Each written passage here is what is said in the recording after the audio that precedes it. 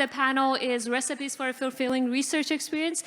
We have 4 panelists here who will be sharing their opinions, but we'd rather have this conversation more interactive. So from the audience, if you have any ideas that you would like to suggest, feel free to speak up. If you have follow-up questions, this is for just like the questions we have are mainly for starting the conversation. We don't want to just stick to the questions we have, so please feel free to stop by and ask questions in the microphones in the middle of the room. Cool. So yes, so to start, well, as you all have experienced, research is enjoyable when it gives you the sense of fulfillment. But like, we want to learn from each other what does it take to have that experience in the research rather than feeling frustrated and disappointed every day on why things don't go the way you would like, or where to start, how to move forward, or how to go around the obstacles that we have in the research. So today we're going to discuss and share our ideas on what does it take to have this fulfilling research experience. Okay, Alice. Yeah, so we have 4 special panelists, so we can do a round of quick introduction. It would be nice if you can introduce yourself, where you're coming from, what you do for research, and maybe a fun fact about yourselves. So, Marilla, we can start from you. Okay, thank you so much. So, I'm Marilia Curado from the University of Coimbra in Portugal, and we'll be organizing SIGCOMM' 2025. Don't forget about that. Sorry about the publicity, but I have to do it. Anyway, I'm also the head of a technology transfer center, but full-time professor, full-time head of the technology transfer center, and still a woman. So my research interests are mainly on resource allocation, 5G, IoT, and a fun thing about myself. Well, we are talking about research, and for me, my main advice regarding research is just we have to love what we do. And why does this relate with the fun thing about myself? Okay, on 10th grade, I decided I want to go to electrical engineering. So I went to a technical school to study, you know, the electric basics to go to the university electrical engineering. 10th grade, this is too much fun. Let me do serious thing. I want to go and enroll in medicine. So I started all summer, changed to the biology stuff. And I went to the university to medicine. And then you say, what are you doing here at SIGCOMM'? I'm an intruder. No, actually, second year started going to the hospital. And going to the hospital, experience with the animals. I told my parents, either I go to informatics or I quit studying and I have a job. And here I am. So, yeah, thank you so much. Grace? Yeah. Hello, everyone. I'm Grace Liu from Peking University, and I just joined Peking University this March, so they've only been 3 months. So whenever I met anyone asking me how long have been you there or how many years I have been there, I would say like less than half a year. So I'm still like kind of settling in on there. Before that, I was a faculty at NYU Shanghai University, and I did my postdoc at CMU and got my PhD from George Washington University. So a fun thing about, I would say a fun thing about NYU Shanghai, whenever I meet people will ask me, what is NYU Shanghai? So maybe a quick ad. And NYU Shanghai is a campus of NYU. It has 3 campuses, NYU New York, NYU Shanghai, and NYU Abu Dhabi. So it's a good place to go, but because of my family reason, I have to move. But I still like there very much. Sounds great. Hi, everyone. I'm Behnaz Arzani. I'm a researcher at Microsoft Research. I postdocs at Microsoft Research before that, and then I got my PhD at University of Pennsylvania. I currently work on heuristic analysis for network management. And a fun thing about me, during COVID, I got into personal storytelling, and the fun thing about me is that somebody offered for me to host a show and paid me money to do it, so that was cool. Radhika? Hi everyone, I'm Radhika Mittal. I'm an assistant professor at UIUC, where I started in 2019. And before that, I finished my PhD from UC Berkeley, and then I did a one-year postdoc at MIT. I work on mostly system and network resource management under different contexts. And a fun thing about myself, so yeah, I did my undergrad from IIT in India, but up until high school, I actually was under the assumption that IIT is like an all-male college, like basically it's not co-ed, because all the books I read up until that point only referred to male students, and like, you know, there were no female students in any of those books. So like, it was only like, you know, actually I checked with someone, oh, is IIT co-ed? Can I get admitted into IIT? And that's when I started preparing for IIT, so yeah. Awesome, great. As you see, we have a very diverse set of panelists, both from industry and from academia, from different parts of the world. So hopefully every single question you have in mind, at least one of our panelists would be able to answer. Okay, so let's start with building up our research recipes. So as you all know, for anything you want to cook or bake, if you're also a fan of these things like I am, the first thing you would need is some good ingredients. So imagine this is the first day as a PhD student, you are starting as a researcher in industry, or even you're just starting your faculty positions. So what would you suggest for ingredients of a good research topic? You start now. Okay. All right. So I think the first and foremost thing for me would be like, you know, I should feel like interested and passionate about that topic. Like, unless I feel like sort of like completely interested in like working on that topic, like, you know, no matter how important it is, like, you know, I'm not going to get good work done. So to me, like, I think sort of my interest level is like the first and foremost thing, even more than like, you know, how much impact that's going to make, etc. Like that's the second factor maybe, but like, yeah, I think like whether it's intellectually, and what interests me are like topics that are like, you know, intellectually sort of exciting, like they're bringing something new, like a new kind of a problem definition, a new way to look at a problem that others haven't looked at, and, you know, things like that. So that's what excites me. But again, like, you know, different people are different, so you should kind of figure out what excites you. So like there's some people who are like kind of more impact driven, that, you know, as long as like, you know, whatever they're working on will have like, you know, some immediate real world impact, like, you know, they don't get easily excited. So I mean, figure out what excites you, and like, you know, that would make like a sort of a recipe for a good topic. I'm going to actually act as devil advocate for any answer you give. So hopefully that would be some of the questions that a student would have. So I'm just a first year student. Right. Every topic you give me, that makes me interested in them. So how do I know which one to pick? Okay, as a first year student, maybe trust your advisor's instinct on that. if you're excited about anything, just go with what your advisor is excited about, and like, you know, learn more about that, and then make up your mind. Yeah. Okay, so I think the way I would go about answering this question is like, first learn what good means to you. Because I think good is not a universal definition that all of us might agree with on what that means, right? Like for me, what I consider good might be different from what Radhika considered good from others. So first is that, like for me, I think the biggest thing is what Radhika said, which is, would I consider myself interested in the topic? Do I think I will have fun trying to solve it? Because those two things sustain you in research, because research gets hard at times, and so that's important. And then the third thing is, am I the only one that cares about this, or are there others that also care about it? If I'm the only one that cares about it, that's probably, yes, it's an interesting problem to solve, but maybe it's not worth my time to work on it. So that's, I think, the third thing I would look at. Any other ideas? We don't have to have everybody share, but if you have a new idea, I would love to hear you. Yeah, actually, I particularly like two types of the topics. One is I like to talk to people who, you know, really operating the network and system, and even if he or she doesn't have any research experience, I like to hear his or her pain points. So I like to work on those things to addressing the pain points. That's the first type. The second type, I like the controversial topic. When I read the papers, when people say, okay, this is not impossible, or this is really, really difficult, I will feel like this kind of make me exciting, and this really could be a good research topic for a student to explore for many years. Right? Yeah, Marla? two things. It makes me, or should make that person, curious about it. Curiosity, it's two things: curiosity and the potential for getting in love. If you get those together, you are in a... Great.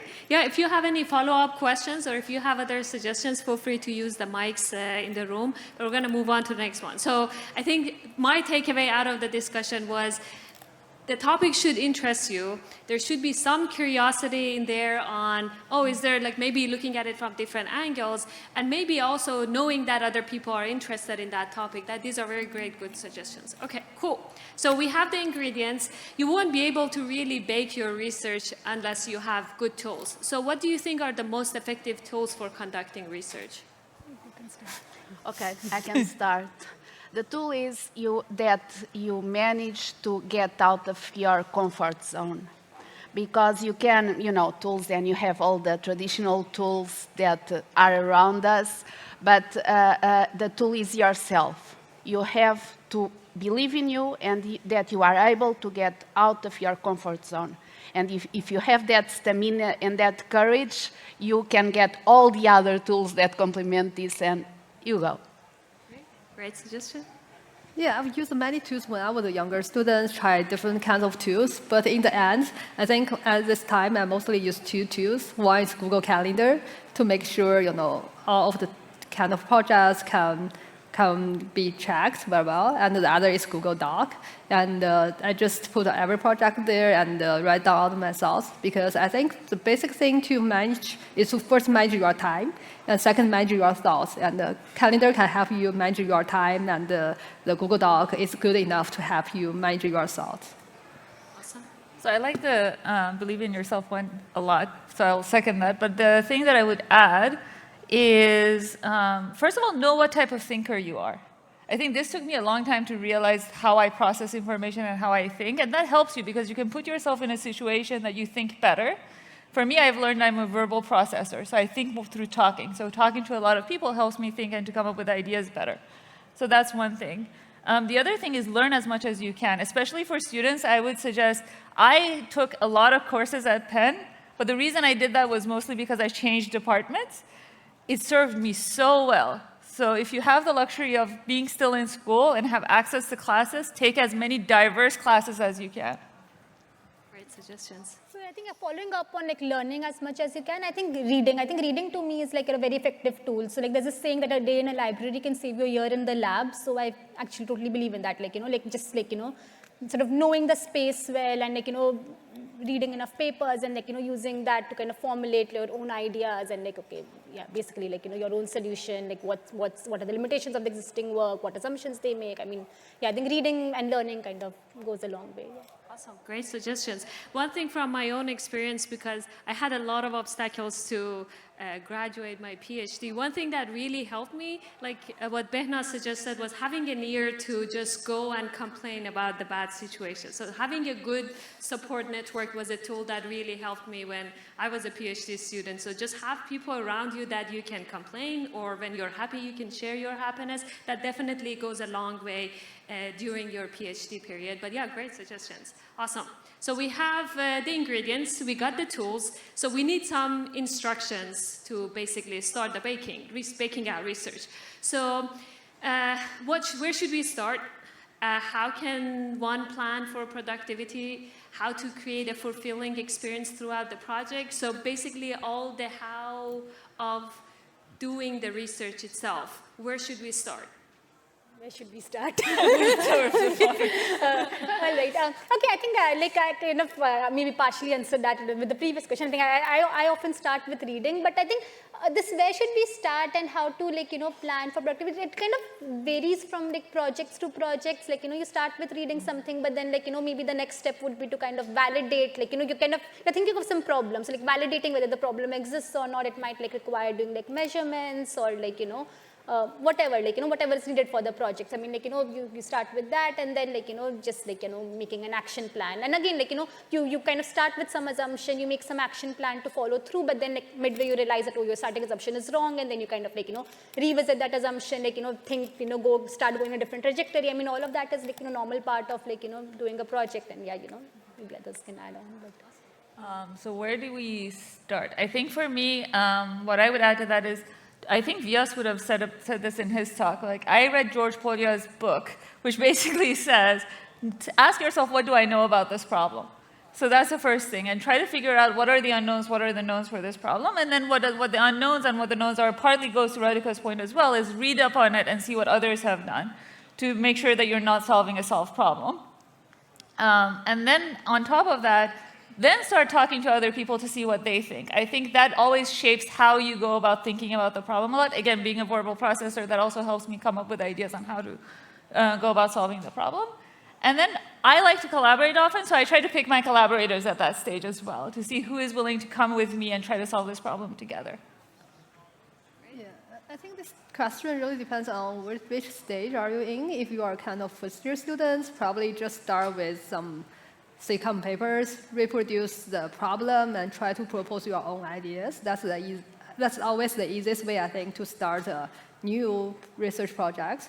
But if you're kind of a senior researcher, you want to really start something new, I think Beas gave a really fantastic talk this morning about the entire research loop, where you find something, you need to really go through the list. Don't rush to start a new project. You really need to prepare everything before really dig into a small thing.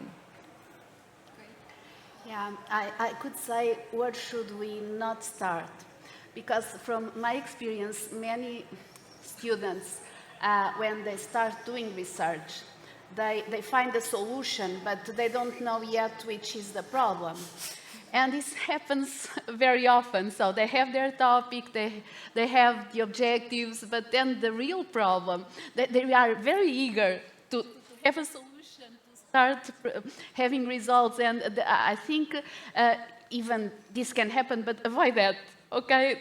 First of all, have a clear problem, of course, follow all the suggestions that have been done, and then, again, you follow all the procedure. For productivity, something that I think is very important is to have targets, okay? You have target to submit here. You have target to make a presentation, and to have targets.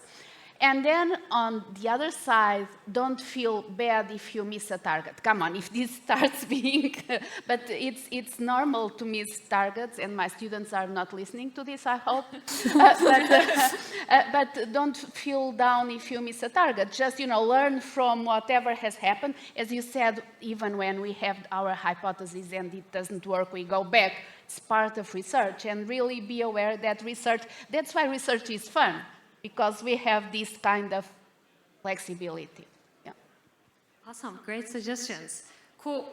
So timing, research is not the only thing that is going on. You're not only doing the baking, 100 other things are going on. So how should we really budget time for research, and how do you really make sure, either for yourself or for your students, that you have this work-life balance? Like, do you have any rules of keeping it? Or, as you say, like, you might keep trying and you get into a dead end, so you have to start over. So how to make sure that you still feel productive, you still feel fulfilled, but also you're not doing research 24/7? Maybe you too? Yes, across the middle. Yeah, I can try, and it's really hard to budget time, especially for system and networking areas. All of us know we have much longer kind of project cycle compared to the AI community. So for any project I've been working on, you at least need 6 months, probably, or even longer, to 2 years to finish a project and make it work. And so for my principle, it's like, for my principle, for my students, it's like, you need to make progress, try to make progress every week. We need to talk to each other. As long as you are trying to make progress, no matter, whether this has been towards a paper or towards a wrong idea, it's okay. And, but the key thing is, don't stop it. Don't stop thinking, and don't stop trying. And that's my basic rule for this. Great. I will add, learn how to say no. Don't take on too much. I think that's one of the hardest lessons I learned, is like, we're not superhuman. We can't do everything. Say no to your advisor also. Yeah, actually, why not? Honestly. Please don't kill me if you're advisor. Yeah, so that's one. The other thing I will add is that it's okay if something takes time. If it means that you do it better, I think one thing that we don't realize is when we're rested, we do a better job. If we overwork ourselves, the work itself suffers. So why do it to ourselves? Yeah, so yeah, I think like maybe that kind of two different questions. So like budgeting time for like, research in general, like, just like how much time I should spend on a problem. If I interpret it that way, like I think, yeah, it's good to set targets. Like as I said, like, like typically like what I do is like when I'm starting a project, like I say, okay, like let's like, think about this for a month. Like if we kind of don't make any progress in a month, or in a month, like, turns out that, we have like no way forward, then maybe like, we kind of pause this and like, come back to it later or something. Often like, but in a month, like you kind of make enough progress that you kind of know that, okay, this is where I should go from like this point onwards. So just like, setting like some like sort of mental targets, or like, just some time out that I kind of work on this up until this time. And if I have not made any progress up until this time, maybe it's like time to like revisit like, what I started off with, like that's useful. In terms of like just how you kind of manage your time. So like one thing I realized was like as a grad student, I somehow used to kind of like spend my days like, kind of waste my time over the days, because I would feel that, I have enough time at night, like, I have the whole evening ahead of me, like, I can always work at night. But what I realized was I was in this perennial cycle where I would kind of start working after dinner, like, focused work after dinner. But I was so tired by then that, whatever code I would write, I would leave bugs in it. And then the next morning, like, next day, I would spend the whole day, like, trying to debug my code and, like, make sense of what I did in a sleepy state last night. And then I would start, like, working again that night. And, like, it was just this cycle. So, like, at some point I decided, okay, I'm not going to do this. Like, I'm going to like stop working after dinner. I'll take my rest. Like, I'll kind of like, relax. I'll read a good book or whatever, like, get in a relaxed state, sleep well. And then like, when I wake up in the morning with a fresher mind, I'll be able to get like, better work done. And that worked out really well. So actually, I really prioritize sleep. Like, I have a 3-year-old daughter, but still I make sure that I get my 7-8 hours of sleep every night. So I think yeah. Also, like just work-life balance, like having a kid, it forces you to have a work-life balance. I really can't get any work done outside of daycare hours, so yeah. Cool. Great suggestions. Okay, so I agree, resting is very important. I love power naps. So like 20 minutes, and if I'm tired, 20 minutes, wake up and then become productive as much as possible at my age again. So that's very important. But something that I think you mentioned, agendas. Agendas are also good, for instance, for exercise. If we put something in our agenda, it's there. So it's mandatory to go for a walk. And mandatory in the sense, and then saying there is no high priority task that takes that slot away from us. That's, I think, very important. Also, regarding the usage of time.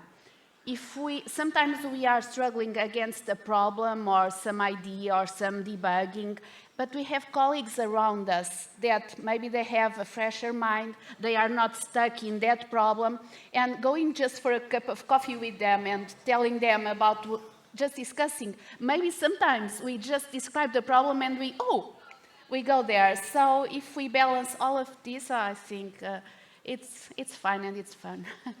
Yeah, great suggestion. You mentioned mandatory walking. I remember my PhD advisor used to have these mandatory trips. So after any paper deadline, and you need to communicate it with the advisor when you're going to take that mandatory trip. So you're not just keep doing research, you're actually looking forward to take a vacation. Yeah, great suggestions. Cool.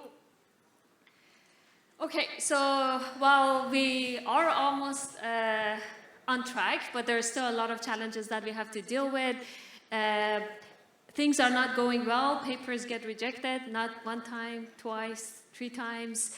It would be actually, if you're willing, it would be good to share your experience of paper rejection so people know that even the most accomplished people in the community also experience paper rejections. But what is your recommendation? You are now at the down part of your research. Nothing goes the way you expect. Even your sleep schedule is bad. What should we do? Oh, you want me to go? Great. I think the first thing is understand why you're in the situation you're in. Because once you understand why it's kind of like doing research on why the research is going badly. I think that, so I remember one of my papers got rejected twice. I was a postdoc, so I had a clock on it to kind of like, I had this paper needed to get in for me to be able to get a good job type of thing. And I read it. Yeah, now I remember. I printed like 15 copies of it, sat in the atrium of Building 99, which is the building that I work in at Microsoft. And every person that went by was like, can you read this and give me feedback? literally, like random people. I put my email on top of it and said, read this and give me feedback. And so people sort of emailed me with their feedback, and when I read it, I'm like, I did not write this well. So I rewrote the entirety of the paper, and the interesting thing was, I resubmitted it and it got into NSCI. An NSCI reviewer said, this fake, like, I'm glad you added the experience. I was a reviewer for this paper last time. I'm glad you added this experiment that was missing from the paper. That experiment existed in the previous version of the paper as well. I had not added a single experiment here. It's just that the writing had become clearer, so they finally saw that it existed. It's still my fault for not having written it well, but like that's what I mean. By understanding why your message is not landing, you can do something about it.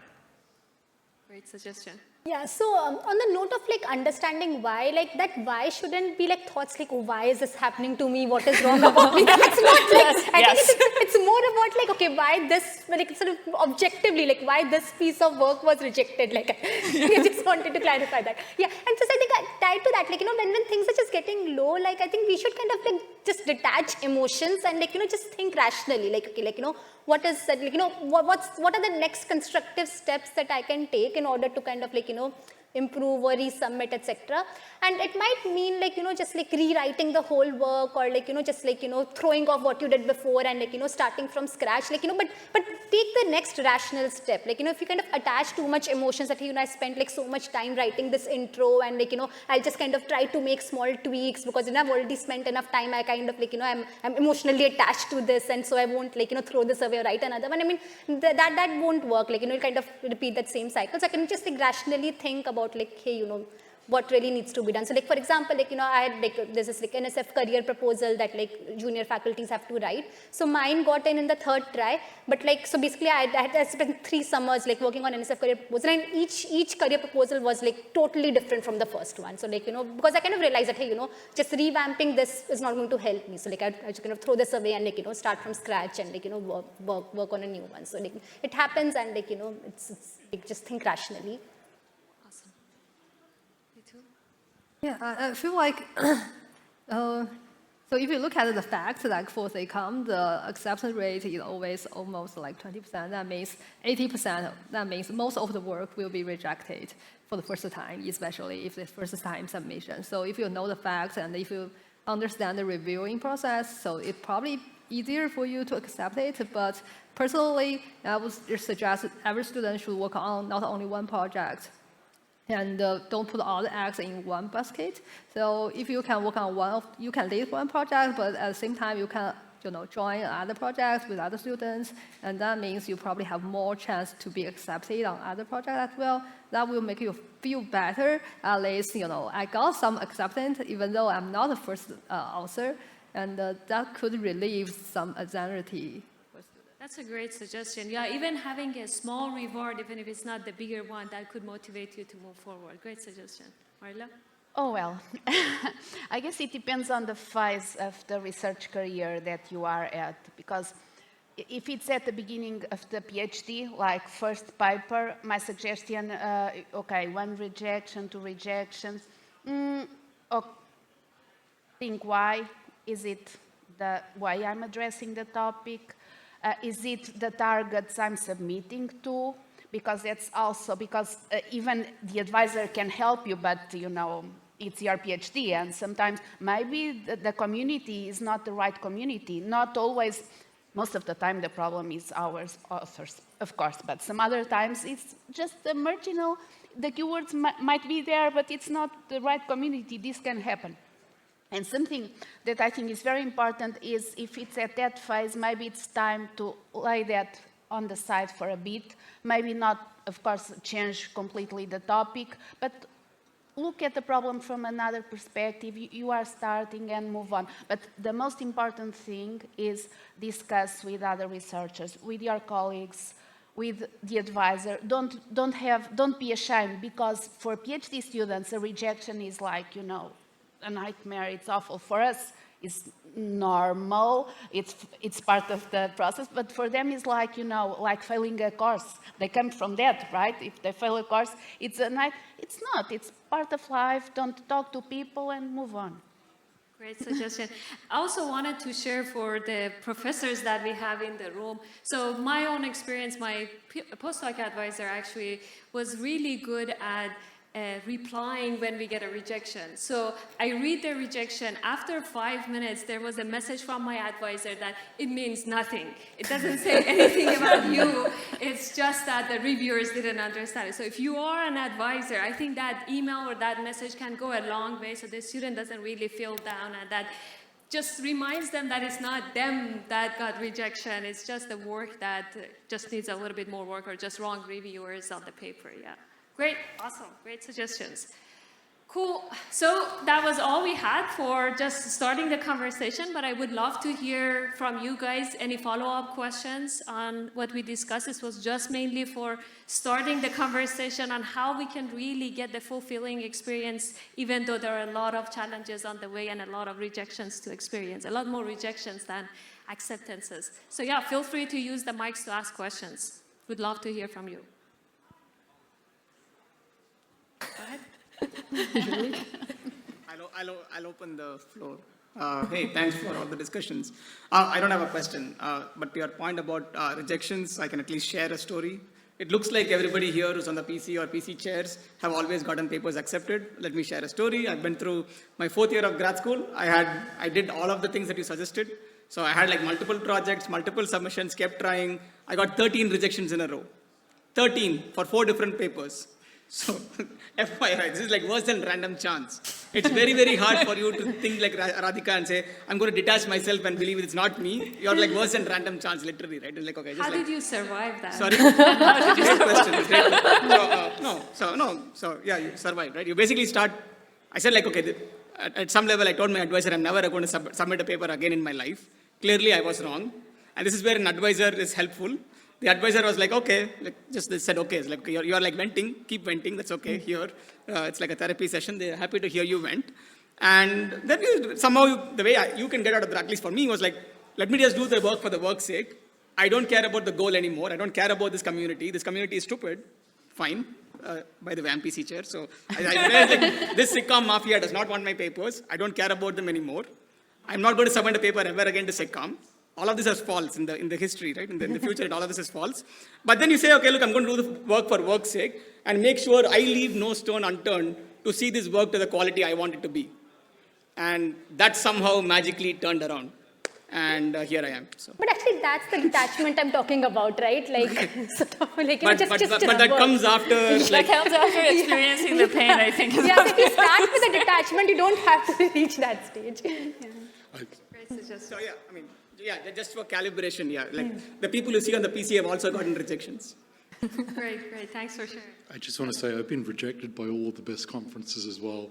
And I tell my students this, but it's really hard to take it on board. One of my favorite people in the world now is a cybersecurity guy, and he publishes a list of all of his rejections. And he's very well known in that area. He's a guy called Yuval Luron. He's very well known. He's thought very highly. And he's had many acceptances in all the best cybersecurity conferences, but he has a long list of rejection. And he publishes like the list of places each paper was rejected from. And you see these ones with red, green. And there is just this persistence that is needed in all of these best places that's so important. Can I actually add something? I remember something. So also, if you believe in it, don't give up on it is another thing I will add to that. Because I think one of the most brilliant pieces of math I did is on archive because I gave up on it. And I think it stayed with me. Like you can see me like talking about it this many years later because I thought it got rejected. So like, let's move on and do something else. And I think that's the thing. If you believe in it and you think it's going to bother you, if it doesn't see the light of day, keep working at it. That's the other thing. I've totally got the same experience. I've got at least one paper that's been sitting there for 5 years that I know I should do more work with, but it's hard to maintain that. Yeah. So. Yeah. That's great. Thank you all for sharing that. This is great for students to hear that everybody has experienced it. Yeah, go ahead. Oh, sorry. You may want to also introduce yourself. Oh, okay. I'm Harika from UC Santa Barbara, so it's a kind of long question, but how do you deal with the situation when you want to work on a particular research topic that really requires you to learn a lot on a subfield or subtopic that's not really your strong suit? Like, is it too late to become better or strong in an area, or should you change the research topic? So, Great question. Go for it. If you like it, go for it. It's a different one that comes back to what I said at the beginning. Be able to get out of your comfort zone, because that makes you stronger. Of course, you have to work harder, but makes you stronger, makes you better. Go for it. It's never too late. And I'm the oldest one, I can say that. It's never too late. The other thing I will add is I learned this from Jen. Work with people who know the topic you want to work on, and then you learn from them along the way. Yeah. Yeah. I was going to say the same thing. I think like find the right collaborators, and it's a great opportunity to learn basically. So I like doing that. Yeah. And thanks for the answer. Great. Great suggestion. So I was actually in a very similar situation. I was switching from a computer science topic to a double E 2 years into my PhD, and I didn't have collaborators around me to work with or learn from. It took me 3 years to actually learn that topic, and I want to think that I survived that. So yeah, so going out of your comfort zone, it would be harder and it would be more frustration because it just delays your paper, but you could be successful, yeah. Thank you. Cool? Go ahead. Just on this general topic, a maxim I kind of came up with to describe the whole PhD process, which I've been repeating to myself and to others for a long time, is that it's a certificate in despair management. Okay, so you have to, persevere and try not and develop some kind of thick skin, right? Because it's everyone goes through the despair phase of feeling like you're going nowhere. And so what do you think helped you most to build that thick skin? I think perseverance and the fact that you don't want to give up, and you're just going to keep on fighting because you don't have a choice unless you want to give up, which I didn't. I think one thing I'm getting from all of this also is we can all acknowledge PhDs are hard. I think we can just sit with that emotion for a second, actually, and acknowledge that PhD is not an easy thing to do. It's a hard thing, especially like you come into these conferences. I remember my first conference, and I've told this story many times, but I always admired Mark Hanley's work. And so the first time at SIGCOMM', the first SIGCOMM' I went, he asked somebody a question and said, "Hi, I'm Mark Hanley." And I was like, oh, I figured out what he looks like. And I went up to him, and I was so nervous, and I said, "You're Mark Hanley." And he said, "I know." And it was the most embarrassing moment of my life. But it's hard to be a PhD student. So give yourself that grace to also acknowledge that that is also true. Great suggestions, great. Go ahead. Iman Ramadan, I'm a research associate and lecturer at the University of Minnesota. So I want to share some of my experience as a student and now as a researcher. So I think the first thing is, yes, I acknowledge all what you have said, and it is really hard. And I think it takes dedication and persistence. I think that's actually the most important skill that I would say. I think something else, if you have senior students in your lab and they are willing to talk, just go talk to them, because they have done whatever you have been going through. So they will just give you the answers. I've been doing that for all the junior students that have been joining our lab. Even how to deal with your professor. They have been longer with them, so they know actually what they are looking for, what they're not looking for, which level of details you actually need to bring to the discussion, because it's actually a skill. So you shouldn't be talking about very high-level details or low-level details, where we had a student who was actually explaining code to the professor. I was like, nope, that's not what he's interested in. And I think the most important thing also to note is when you're undergrad, your professor actually knows all the answers. They have given you the exam that we already have a textbook for, everything's clear. On a PhD, it's actually a completely different story. You and your advisor are both looking for a solution. So neither you, neither them know the answer at this moment. So you're just trying different directions, different methods, and which one will actually work. So yeah, that would be my 2 cents. Great suggestions, thank you. Go ahead, Ray. Hello, I'm Ray from Carnegie Mellon.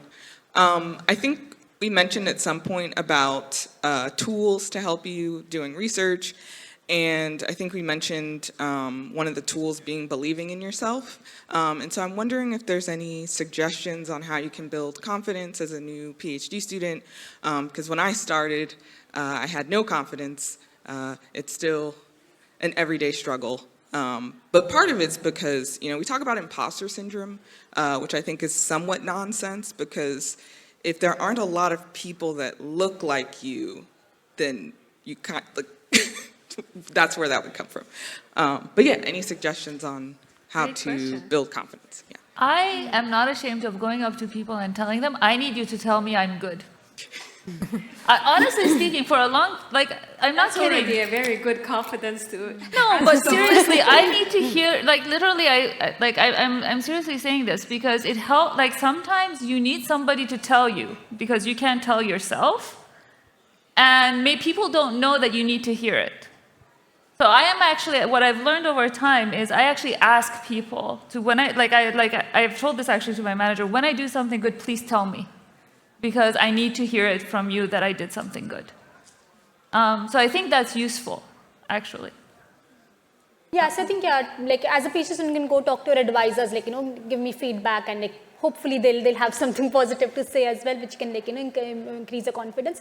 The other thing is, like, so I actually have like, a self-affirmation list. So I kind of go through, like, everyone I think goes through imposter syndromes. I go through that pretty often, but I have this like list of self-affirmations. So every time I'm like, in one of my good moods, basically, like actually I list down, okay, these are the things that I've done right in the past. And then, when I'm in that sort of low phase or whatever, like I kind of go back to that list and okay, okay, things, I have done good things, like, I can, that kind of gives me some confidence. I think just having a self-affirmation list, I think that's helpful. I found that useful. That's a great suggestion. I remember someone told me, have a folder in your email that anything that has something positive about you, keep it there, and then you'll Yeah. just go over those emails. I have an email thread to myself where I keep adding to that, basically. I have one of those Yeah. too, so that's helpful. Also, on to add to this point, so when you say you don't have confidence, probably you are just not comfortable with this. For example, when I remember like my first time in attending the SIGCOMM was like 10 years ago when I was second-year PhD student.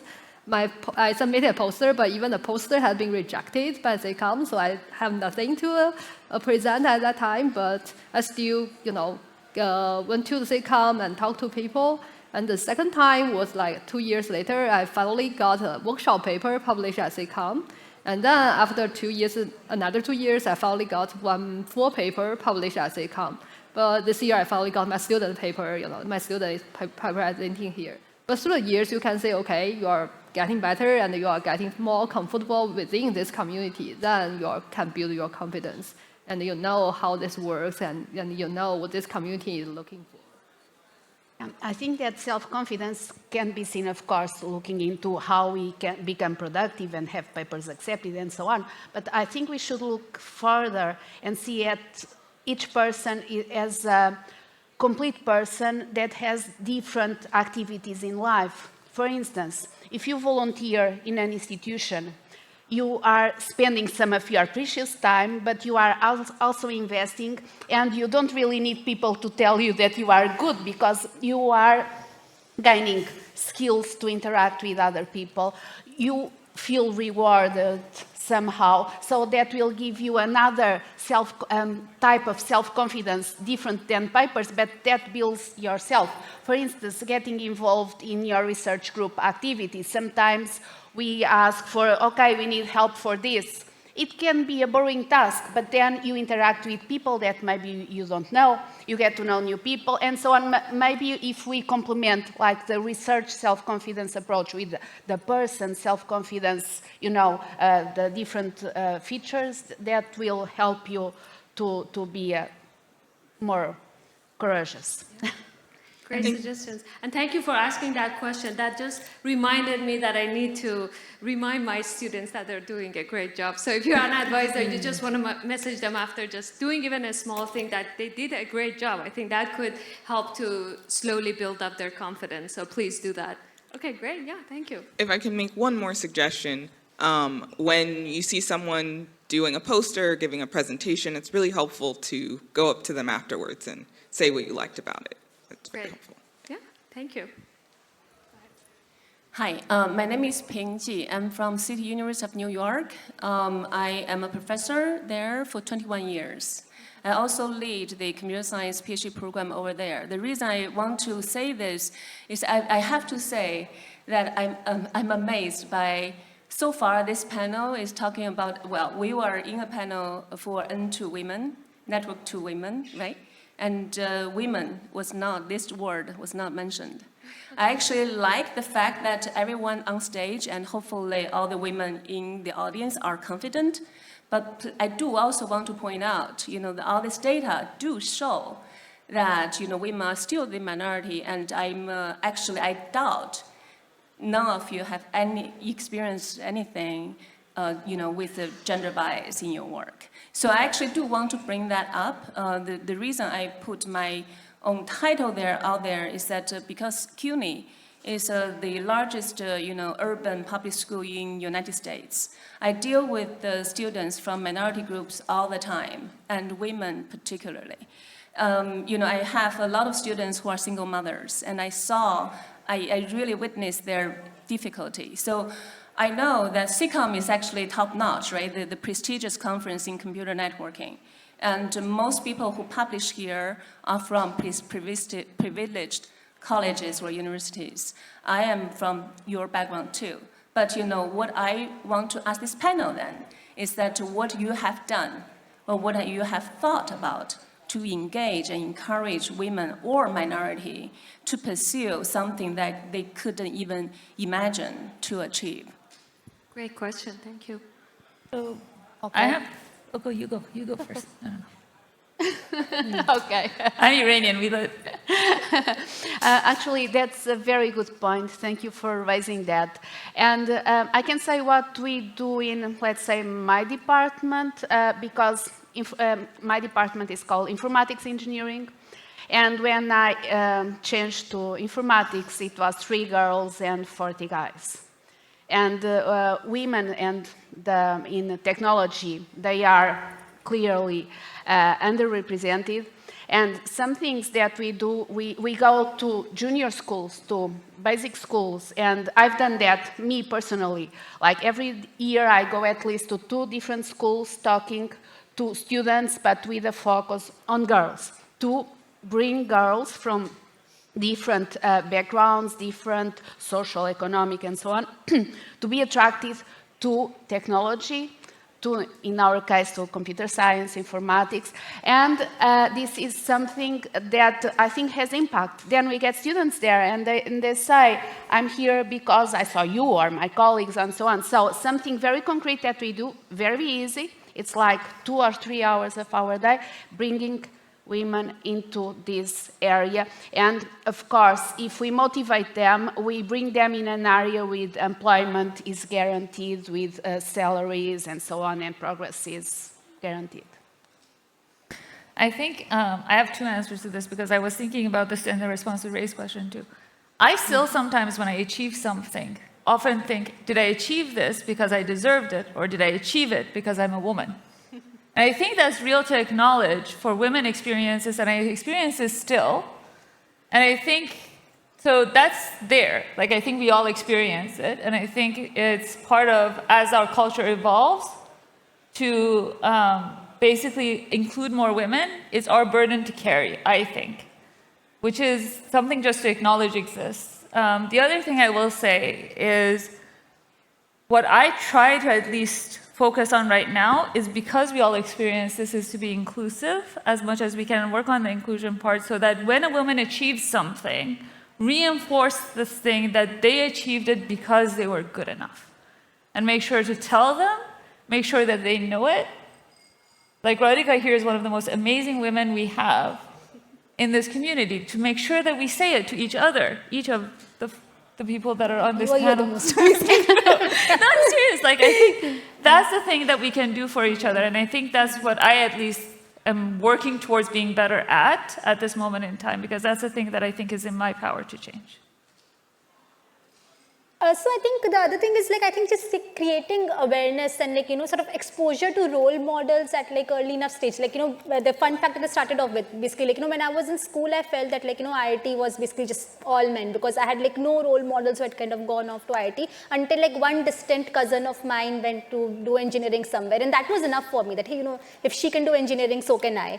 So I think, yeah, so like, I think, so I basically, like, I would like to kind of do more of that, like, kind of going, like, sort of going to like, talking to like sort of women in school and like things like that. I haven't done too much of that yet, but I did kind of, so my education was from an all-girls school in India, so I went back to my school and like, just gave a talk about, hey, this is what I've done since I kind of graduated from the school, and like, hoping that, like basically based on my experiences, others would be motivated to kind of pursue like a similar path. But these are some of the things that like, that helps as well. Great suggestion. I just wanted to also share my own opinion about organizing the N2Women, because it used to be an event only like women panelists talking for female students.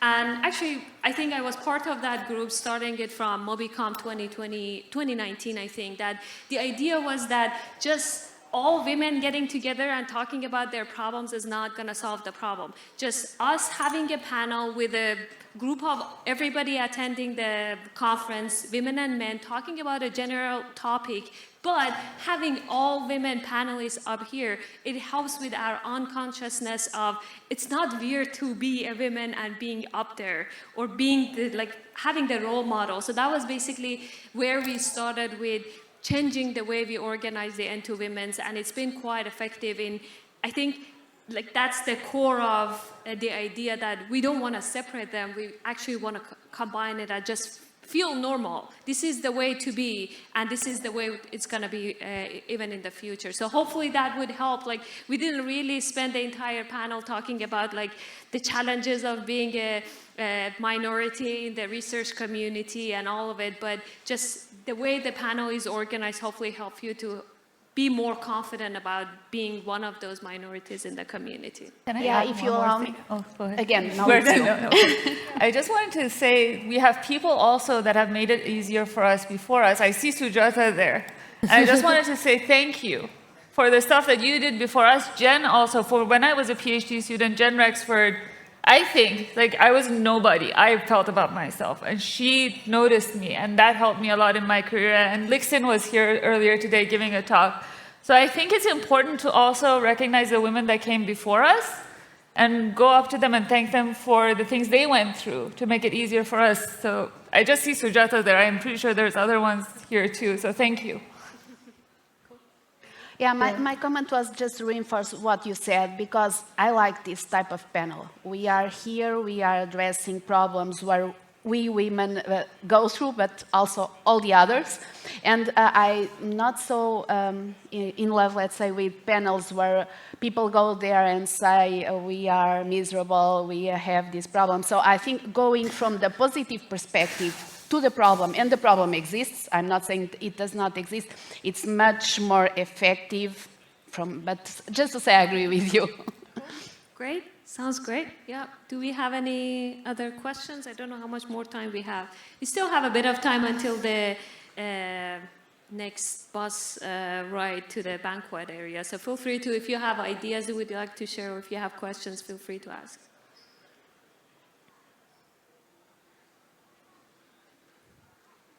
I can be back. So I forgot to share something. You need to find something to de-stress, so it's not going to be all about work. Otherwise, you're going to burn so quickly.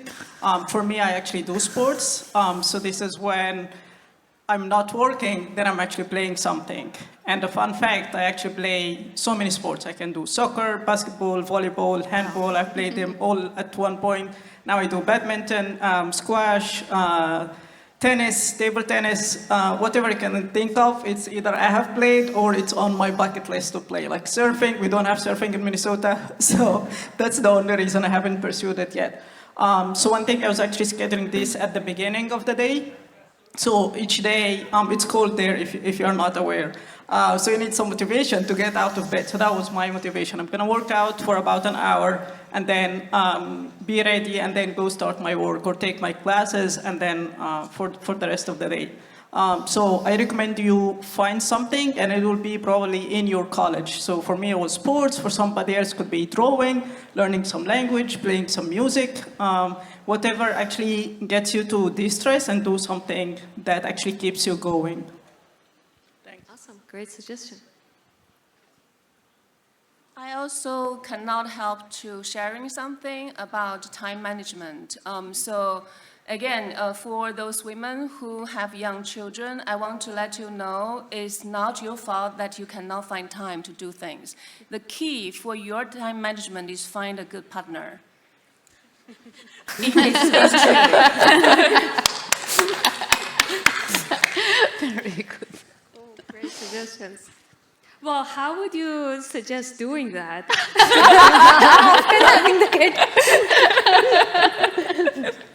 That actually, well, I think, to answer your question, I'm sorry, that's luck.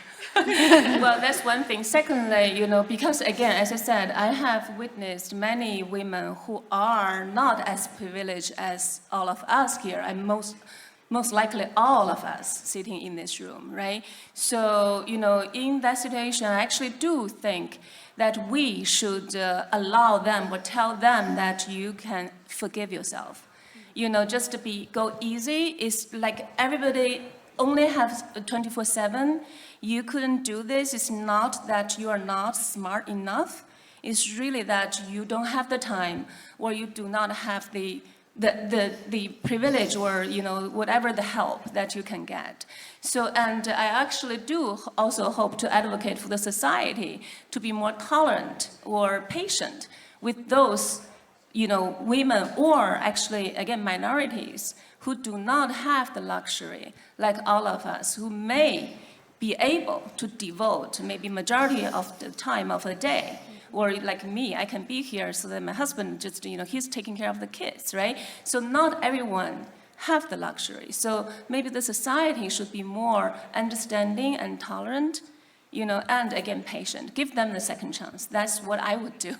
That's a great suggestion, but at the same time, I look at myself as, like, we have a deadline, we have a collaborator, we need to finish up this project. So how can I really give more time to my student despite all the other external pressure that is on top of me as the advisor? So I just shouldn't sit down.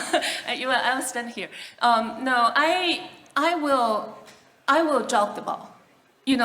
Because life is about making choices, right? So I had SIGCOMM paper many, many years ago. I don't even remember how many years ago, but I didn't have any, over the past 20 years. They're just all about choices. And, what you have, the resources you have, you do, you make out of the best out of it. Right. So don't sit. I have another follow-up question for you. I would love to also hear your opinion about this question. We had this discussion with a few folks that, yes, for me as the basically advisor, maybe I'm done, I got my job, I'm good, I don't even need another SIGCOMM paper, I can just slow down a little bit. But how about my students who will be in the job market a few years from now? They still need those papers. So there's kind of the trade-off here on what is good for me versus what is good for my students. So how do you balance this out? Of course, I mean, you should always encourage them, right? You try your best to help, but just now, the previous question you actually had was that what if my understanding, okay, so if I understood it correctly, you did have, let's say, collaborators waiting for you to contribute.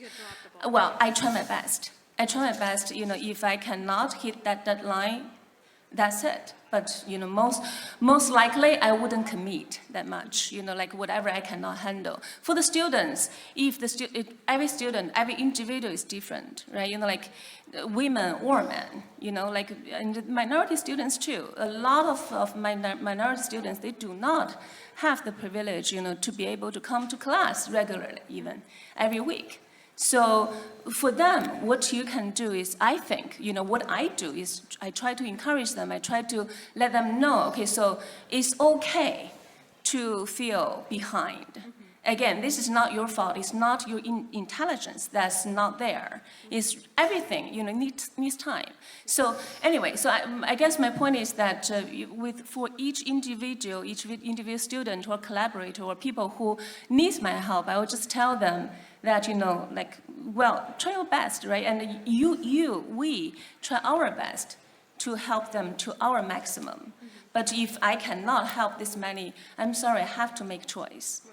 Yeah. Great suggestion. Can I Yeah, sit so now? I think on the note of dropping the ball, I mean, like, I think since I had my daughter, like, you know, I have also been like dropping various balls. It's mostly about prioritizing. If like a SIGCOMM deadline is nearing by, maybe I'll kind of go to my class, maybe like not that well prepared, and I'll kind of give a bad lecture, but it's okay. Like, you know, I was spending time writing my SIGCOMM papers, but like, you know, just like it's kind of budgeting time.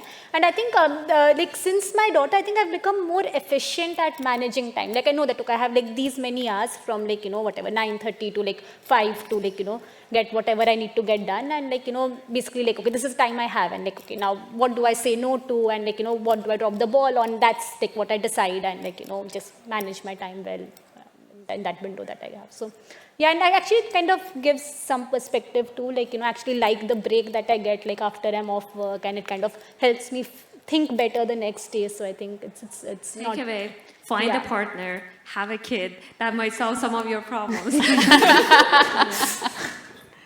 I think actually, so what I wanted to say was like, you know, having a kid doesn't mean that you'd stop writing SIGCOMM papers. You can still find time to do that. It's like, you know, it depends on what kind of a support system you have around yourself, and like, you know, basically, yeah. So here's the thing I will point out.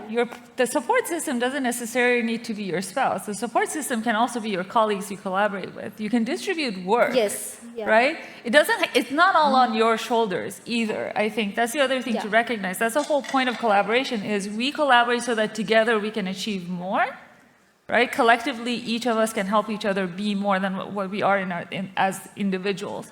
So I think that's one thing I will point out. I think the other thing, and I forgot my train of thought, so, to Elaha's point about like graduating and students graduating and stuff, and they need papers.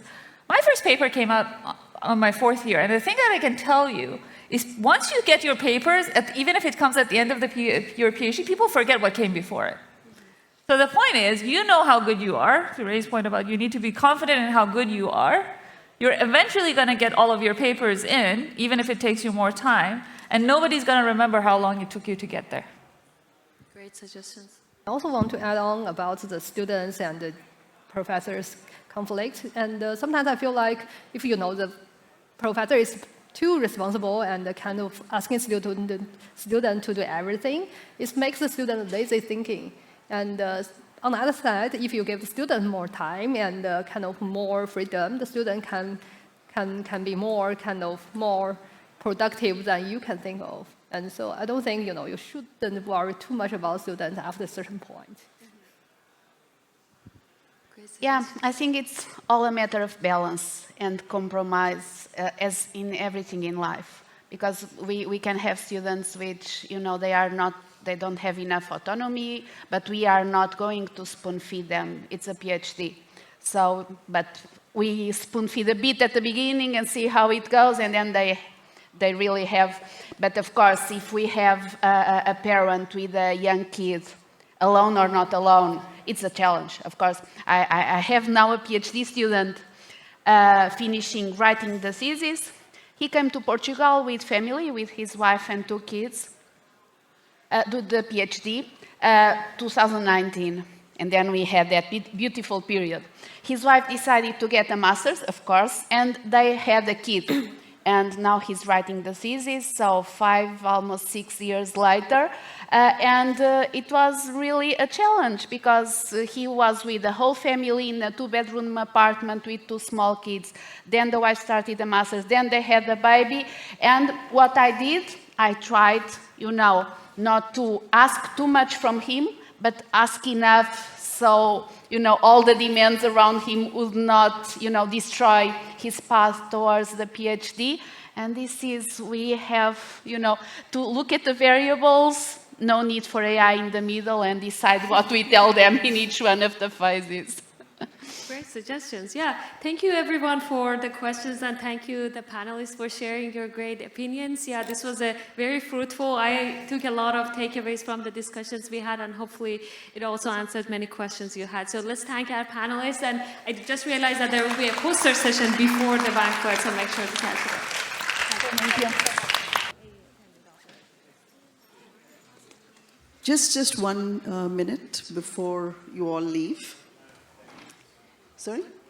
Yeah, please. So I'm here, by the way, great panel, and you guys touched on many topics that are really near and dear. I'm here to remind you of the CARE's policies and ACM's policies on anti-discrimination and anti-harassment. Please be careful in your interactions that you don't inadvertently have behavior that can be interpreted as inappropriate, and please make sure that you are fostering and encouraging and nurturing environment. We all deserve to be here. We are here to have technical discussions, and please make sure that all of your conversations are in that light. Be encouraging, be nurturing, be nice to our colleagues here. And if we notice that there are issues, we take these problems really seriously, so please let us not go there if possible.